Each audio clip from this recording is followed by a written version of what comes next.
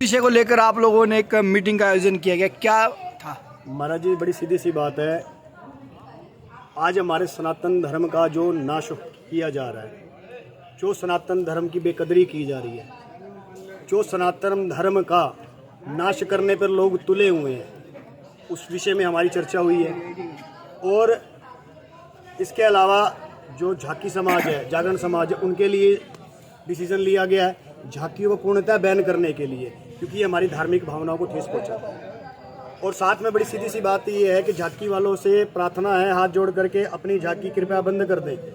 15 तारीख तक हम इस चीज़ का वेट करने वाले हैं और उसके बाद इस चीज़ का वेट नहीं करेंगे। प्रशासन में ज्ञापन दिया जाएगा एसपी साहब को, डीसी साहब को, इसको बैन करने के लिए। और उसके बाद धरातल पर उतर के भी इसका विरोध करेंगे जहाँ भी जागरण होगा। अगर झांकी की जाती है, क्यों, हमारा कारण क्या है मेन इस बात को करने का? जितने भी लगभग 90% झांकी वाले हैं, आज सारे के सारे नशा करके देवी देवताओं का अपमान करने लग रहे हैं। दूसरी बात, सनातन धर्म के देवी देवता इतने सस्ते नहीं है कि उनको 10-10 रुपए की जरूरत पड़े। हम खुद मंदिरों में जाते हैं, हम प्रार्थना करते हैं कि प्रभु हमारी ये इच्छा पूरी कर दीजिए। और आज उन्हीं देवी देवताओं को हम अपने पंडाल में जागरण के माध्यम से क्या करते हैं, आनंद लेने के लिए, मजा लेने के लिए 10-10 रुपए का भिखारी के रूप में उनको बना रखा है इन लोगों ने। तो इसका पूर्णतः विरोध करने के लिए हम लोग यहाँ पर इकट्ठे हुए हैं। और साथ में जागरण मंच वालों से ये भी प्रार्थना है कि जो भी नशा करके कलाकार भजन गाते हैं, उनको उनके ऊपर भी रोक लगाई जाए, क्योंकि भैया भजन है, ये भगवती का नाम है। इसके ऊपर यदि आप लोग बैन नहीं करते हैं, आप लोग सख्त एक्शन नहीं लेंगे, तो भैया फिर हम लोग लेंगे, कानूनन भी लेंगे। और जैसे भी बन पड़ेगा, हम इस चीज़ को अब स्वीकार करने वाले नहीं हैं। पानीपत में सचेत हो जाए, उसके बाद धीरे धीरे पूरे प्रदेश के अंदर ये चीज़ फैलने वाली है। शुरुआत पानीपत में होने वाली है 15 तारीख से। आप लोगों के माध्यम से मैं इस चीज़ को बता देना चाहता हूँ, जागरण मंच वाले इस बात को सुन लें कि महाराज 15 तारीख तक आप लोगों के पास समय है। आप लोग अपनी मीटिंग कीजिए, हमें बुलाइए, हम लोग अपने विचार आपके सामने रखेंगे, आप अपने विचार हमारे सामने रखिए। लेकिन कृपया हाथ जोड़ के करबद्ध निवेदन है इस बात का कि आप लोग ये झांकियाँ बंद कर दीजिए। आपसे हमें कोई एतराज नहीं है, आप लोग पैसे कमाइए, हमें कोई दिक्कत नहीं है। महाराज, आप छोटे बच्चों को बनाइए, बिठाइए, उनको श्रृंगार कीजिए, तैयार कीजिए, हमें कोई एतराज नहीं है इस बात के लिए। बिठाकर अपनी पेमेंट पूरी लो जागरण वाले से, हमें कोई परेशानी नहीं है।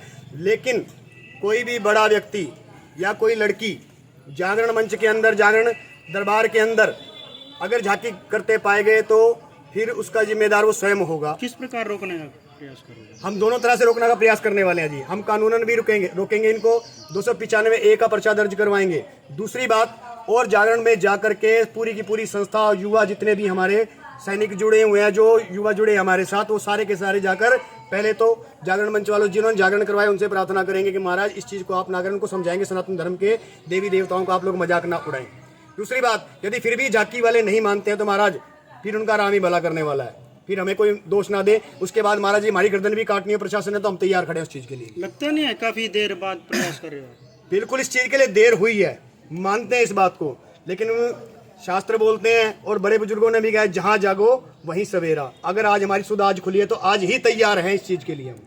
आप ये बताइए, जागरण पार्टियों को फोकस कर रहे हैं, ये चीज़ें जो है अक्सर जो नगर पालिका निकलते हैं कीर्तन वगैरह, उसमें भी ये शोभा यात्रा में भी की जाती है। हर चीज में होगी जी। मैंने क्या एक बात बड़ी सीधी सी क्लियर कर दी कि झांकी समाज, बड़ी सीधी सी बात है, बच्चों को बनाए, हमें कोई एतराज नहीं है, पूरी फीस ले भैया, 10 गुना फालतू ले, हमें कोई एतराज नहीं है। लेकिन शोभा यात्रा हो या जागरण मंच हो, अगर झांकी करता कोई पकड़ा गया तो प्रशासन की तरफ से भी हम कार्रवाई करेंगे, कानूनन जो कार्रवाई बनती है वो भी करेंगे, और अपनी तरफ से जो बन पड़ेगा भैया वो भी करेंगे, रोकेंगे जरूर इस बात को। जागरण में इस प्रकार के ये जो करैक्टर तैयार किए जाते हैं, आपको क्यों गलत क्यों? मैं बिल्कुल बताता हूँ इस बात का, आप जवाब सुनिए। हम लोग अपने आप को आज राम का और कृष्ण का वंशज मानते हैं, उनकी अपार शक्तियां, और उनके मुकाबले ये क्या करने जा रहे हैं। क्या मैं खुद जागरण लाइन से जुड़ा हुआ आदमी हूँ, 7 वर्ष से मैं जागरण लाइन में हूँ, मैं इनकी रग रग से वाकिफ हूँ, इनके अंदर रहा हूँ, मैंने खुद देखा है। सुल्फा पी के, बीड़िया पी कर, गांजा पी करके कि ये जो है जागरण में झांकियाँ करते। क्या हमारे देवी देवता भगवान कृष्ण ने कभी बीड़ी सिगरेट पी थी क्या?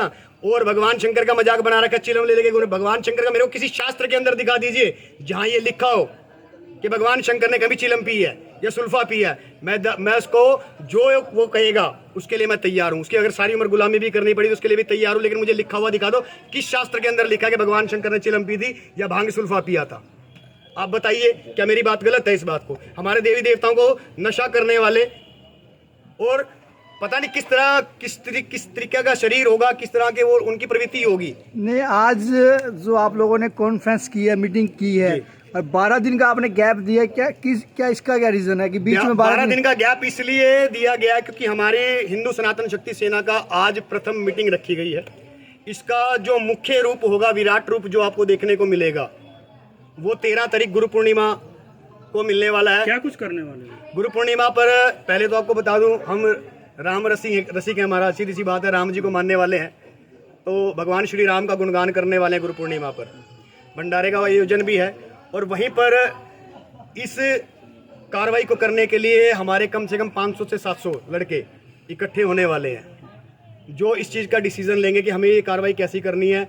और इसके साथ साथ उनके पास हम लोग विनती भी करने आपके माध्यम से भी करते हैं, जागरण वालों को, महंतों को, जितने भी हैं महंत संत जितने भी हैं जागरण लाइन के और सोसाइटी के जितने भी सदस्य हैं, और पर्सनली भी उनको ये मैसेज पहुंचाया जाएगा कि आप इसके साथ जो है हमारे साथ बैठ करके इस पर मीटिंग कर लीजिए। ये सारी बातें 13 तारीख को वहाँ क्लियर की जानी है। ये बात तो आपकी होगी, जो अपना करते हैं, कार्य निभाते हैं, कलाकार जो होते हैं, उनके लिए क्या कर रहे हैं? जो आने वाले हर साल चलिए पे छोटे छोटे बच्चे हनुमान का स्वरूप, इनको यही नहीं पता होता कि चलिए के नियम क्या है, वो लोग गली गली में बैठे होते हैं, उनके लिए क्या नियम बना रहे हैं? उनके लिए नियम, बात सुन लीजिए, मैं आपको बता दूं। सबसे पहली बात तो मूर्खता उन बंदों की है, उन आदमियों की है जो अपने चेले बनाने के चक्कर में छोटे छोटे बच्चों को वर्तों पे बिठा रहे हैं।